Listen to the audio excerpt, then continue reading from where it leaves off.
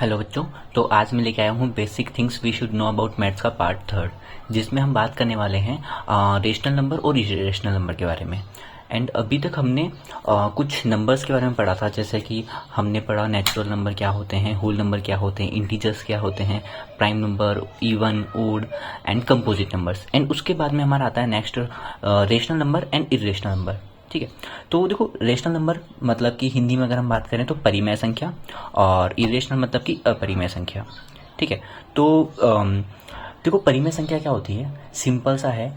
जिस भी संख्या को हम जैसे फ्रैक्शन आपने पढ़ा होगा भिन्न, जिस भी संख्या को हम भिन्न के रूप में लिख सकते हैं, मतलब कि पी अपॉन क्यू के फॉर्म में लिख सकते हैं, पी अपॉन क्यू की फॉर्म में लिख सकते हैं, जहाँ पे दोनों जो पी और क्यू है हमारा वो इंटीजर होने चाहिए। ठीक है, मतलब कि प्लस की वैल्यू हो सकती है, माइनस की वैल्यू हो सकती है। ठीक है, एंड हाँ, जो अब इंटीजर में देखो जीरो भी आता है। ठीक है, बट यहाँ पे एक शर्त है कि जो नीचे वाला क्यू है वो जीरो नहीं होना चाहिए। ठीक है, यहाँ पे आप देख रहे हो Q is not equal to zero, कि जो नीचे वाली संख्या है वो जीरो नहीं होनी चाहिए, क्योंकि आपको पता है कोई भी संख्या के नीचे अगर जीरो होगा तो वो क्या हो जाती है, वो इन्फिनिटी मतलब कि अनंत हो जाती है। ठीक है, सो रेशनल नंबर क्या है, रेशनल नंबर कोई भी नंबर हो सकता है, any number which can be represented, जिसको हम लिख सकते हैं in the form of P upon Q, P upon Q की फॉर्म में लिख सकते हैं, जहाँ पे पी और क्यू दोनों इंटीजर्स है और क्यू जीरो नहीं है। कोई भी संख्या जिसे हम पी बटे क्यू के रूप में लिख सकते हैं, पी और क्यू क्या है, पूर्णांक है, और क्यू यहाँ पे शून्य नहीं है। ठीक है, एंड इसके बाद में नेक्स्ट हमारा इरेशनल नंबर। इरेशनल नंबर का मतलब है अपरिमेय संख्या। तो इरेशनल नंबर क्या है, जिसको हम पी बटे क्यू की फॉर्म में नहीं लिख सकते। ठीक है, an irrational number is a number, irrational number वह नंबर होता है दैट कैन नॉट बी, जिसको हम एक्सप्रेस नहीं कर सकते एज अ फ्रैक्शन, मतलब भिन्न बना के एक्सप्रेस नहीं कर सकते पी बटे क्यू की फॉर्म में। ठीक है, जहाँ पे पी और क्यू जो है इंटीजर है। तो देखो ये तो हमारी सिंपल सी डेफिनेशन है। एंड अगर हमको इसके बारे में और आगे ज़्यादा जानना है तो देखो उसके लिए आपको एक चीज़ सीखनी होगी जिसको कहते हैं बार। ठीक है, तो आपको बार के बारे में जानना होगा, बार क्या होता है, और एक बार मैं आपको उसके बारे में थोड़ा बहुत सिंपल वे में बता देता हूँ, जिससे कि आप इस चीज़ को अच्छे से समझ सकेंगे। तो देखिए बार का क्या है, जैसे कि बार सीरीज, या फिर मैं कहूँ कि रिकरिंग डिजिट, इसको हम कह सकते हैं रिकरिंग डिजिट। सो बच्चों बार सीरीज या फिर रिकरिंग डिजिट का क्या मतलब है, जैसे कि कई बार हमारे पास इस टाइप का डिवाइड आता है, जैसे कि हम अगर 10 में 3 का डिवाइड देते हैं तो क्या होगा, 3 3 जा 9। ठीक है, एंड 1 बच जाएगा। फिर हम क्या करेंगे, पॉइंट लगाएंगे और हम यहाँ पे 10 कर देंगे, फिर 3 3 जा 9, फिर 1, फिर वापस ये ऐसे सीरीज चलती रहेगी। तो आप देखोगे कि यहाँ पे हमारे पास कुछ 3.3333 ऐसे ही चलती जाएगी इन्फिनिटी तक, राइट। तो इसकी जगह अब आप देख रहे हैं कि एक ही डिजिट बार बार अकर कर रही है, मतलब एक ही चीज़ जो है वो बार बार आ रही है। तो हम इसको ऐसे लिख सकते हैं 3 पॉइंट, और जो चीज़ बार बार आ रही है पॉइंट के बाद में उसको हम 3 पे बार लगा सकते हैं। जैसे कि अगर इसकी जगह हम बात करें कोई दूसरी वैल्यू होती, अगर मैं आपको बोल दूँ 4/9, तो यहाँ पे क्या होगा, हम जब 4 में 9 का डिवाइड देंगे तो जाएगा नहीं, तो हम क्या करेंगे, पॉइंट लगाएंगे 0 पॉइंट। फिर इसके बाद में हम जब 9 का फिर डिवाइड देंगे 40 के अंदर, तो उसके बाद में हमारे क्या आएगा, 4 बार में जाएगा, 9 4 जा 36, फिर 4 बचेगा, फिर 0 हो जाएगा, फिर 9 4 जा 36। तो आप देख रहे हैं कि ये सीरीज बार बार आती जाएगी, मतलब कि क्या है 0.4444 ऐसे ही जाता जाएगा। तो इसको हम क्या लिख सकते हैं, इसको हम लिख सकते हैं 0.4 पे बार, मतलब कि ये जो संख्या है बार बार अकर कर रही है, ये जो वैल्यू है बार बार अकर कर रही है, बार बार आ रही है। ठीक है, तो इसे बोलते हैं बार। ओके, एंड अब देखो जैसे हम ना हर संख्या को अलग अलग तरीके से लिख सकते हैं। जैसे कि आपको अगर मैं बोलूँ कि 1/4 को हम 0.25 भी लिख सकते हैं, राइट। मतलब कि अगर किसी भी चीज़, जैसे कोई एक रोटी है ना, तो अगर हम उसको 4 भाग में बांट रहे हैं तो आप उसको फ्रैक्शन मतलब भिन्न में भी बदल सकते हैं, और आप उसको डेसिमल में भी 0.25 कर सकते हैं। ठीक है, 0.25 जैसा किसी को नहीं पता तो क्या करेंगे हम, 0.25 मतलब कि हम जब 4 का डिवाइड देंगे 1 में तो हम क्या करेंगे, पॉइंट लगाएंगे, फिर 0 0, इसके बाद में हम क्या करेंगे 4 2 जा 8 2, इसके बाद में 0, फिर 4 5 जा 20, और ये सॉल्व। तो हमारा क्या है 0.25, इस तरीके से 0.25 आया। तो जैसे हम फ्रैक्शन को हम डेसिमल में बदलते हैं, मतलब कि भिन्न वाली संख्या को हम दशमलव संख्या में बदलते हैं, वैसे ही अगर मैं बात करूँ कि बार वाली वैल्यू को अगर अपने को ऐसे भिन्न में बदलना है, तो देखो उसके आपको मैं कुछ रूल्स बता देता हूँ, अगर आप जान लोगे तो आपके लिए ज़्यादा बेस्ट रहेगा। जैसे कि अब मैं आपको बोलता हूँ कोई वैल्यू है 0.4, ठीक है, ये हमारी 0.4 वैल्यू थी जिस पे बार लगा था। इसको अगर हमें भिन्न में बदलना है तो आपको क्या करना है, इसको भिन्न में बदलने के लिए नॉर्मल जो आपकी वैल्यू है उसको ऐसा कैसा लिख देंगे एंड जितनी संख्या के ऊपर बार है उतने नीचे 9 लगा देंगे।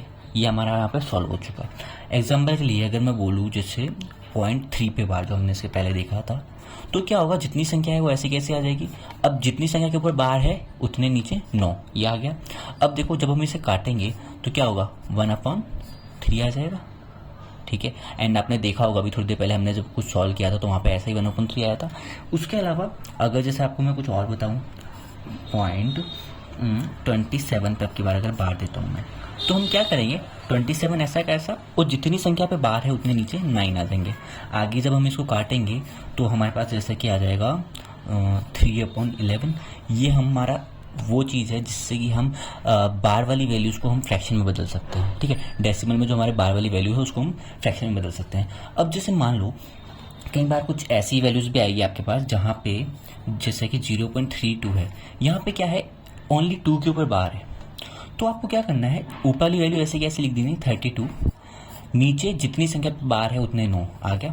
अब देखो पॉइंट के बाद में एक संख्या है जिसके ऊपर बार नहीं है, तो जितनी संख्या पे बार नहीं है उतने 0 लग जाएंगे, प्लस जिसको बार नहीं है उसको बाहर निकाल दो, मतलब कि माइनस कर दो। तो देखो 32 में से जब 3 जाएगा तो कितना हो जाएगा, 29/30। आगे हम इसको काट पीट के नॉर्मल फ्रैक्शन बदल सकते हैं। अब जैसे कि आपको कुछ और मैं वैल्यूज़ बताऊँ, अगर यहाँ पे हम बात करते हैं 3.27, जहाँ पे मैं 27 के बार लगाता हूँ, तो हमें क्या करना है यहाँ पे। अब आप देख रहे हैं कि अब की बार क्या है, पॉइंट के पहले वैल्यू है, तो आपको क्या कुछ भी नहीं करना है, आपको सेम तरीके से वैल्यू लिख देनी 327। जितनी संख्या पे बार है उतने नीचे 99 आ जाएंगे। ठीक है, एंड इसके बाद में आपको क्या करना है, एक्चुअली यहाँ पे गड़बड़ हो गई। जैसे अब अगर मैं यहाँ पे बोलता हूँ आपको 0.327 पे बार, मतलब 27 पे बार है, 3 ऐसा कैसा, तो आपको क्या करना है, आपको यहाँ पे ऐसे कैसे पूरी वैल्यू लिख देनी 327। जितनी संख्या पे बार है उतने नीचे आ जाएंगे 9। अब मैंने आपको बताया था कि जिस पे बार नहीं है उतना उसकी जगह लगा देंगे 0 और उस संख्या को ऊपर माइनस कर देंगे।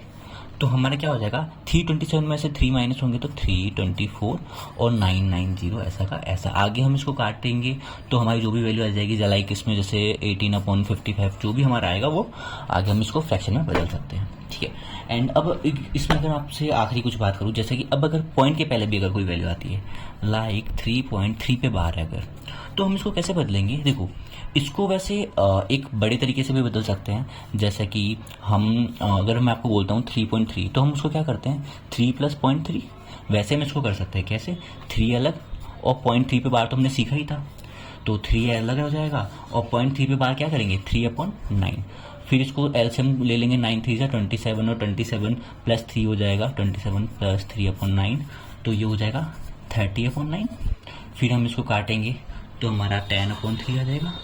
और इसका इसी की जगह अगर हम चाहें तो इसको एक इजी मेथड से भी कर सकते हैं, और वो इजी मेथड क्या है, जैसे 3.3 पे बार है तो हमें क्या करना है, सेम वैल्यू ऐसी कैसी ऊपर वाली अपॉन में जितनी संख्या पे बार है उतने 9 लगा दिया। अब यहाँ पे क्या है, जो वैल्यू है एक्चुअली वो हमारी पॉइंट के पहले है। ठीक है, तो आपको पता है पॉइंट के बाद वाली संख्या के लिए नीचे 0 लगता है, तो पॉइंट के पहले है तो नीचे कोई 0 नहीं लगेगा, एंड हाँ जिस पे बार नहीं है वो ऐसे कैसे माइनस हो जाएगी, तो 33 - 3 हो जाएगा हमारा 30/9, और वही सेम जो हमारा आंसर आया था वही 10/3। अब अगर जैसे मैं आपको एक और क्वेश्चन दे दूँ 2.35 जिसमें 5 पे बार है, तो हम इसके अंदर क्या करेंगे, सबसे पहले तो हमें इन दोनों को देखना है ना, मतलब तीनों वैल्यू ऐसे कैसे लिख दो।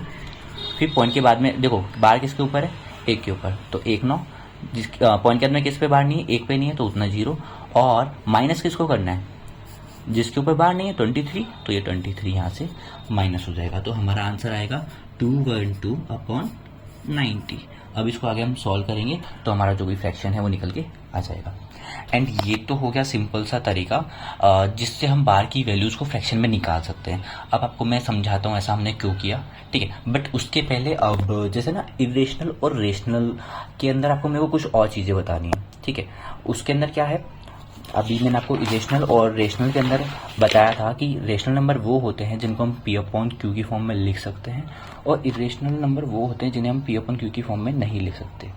ठीक है, तो अब आपको मैं इसके अंदर कुछ डिटेल्स बता देता हूँ जिससे आप प्रॉपर रेशनल और इरेशनल को अलग अलग समझ सकते हैं। उसके लिए आपको जानना होगा कि टर्मिनेटिंग क्या होता है एंड नॉन टर्मिनेटिंग क्या होता है,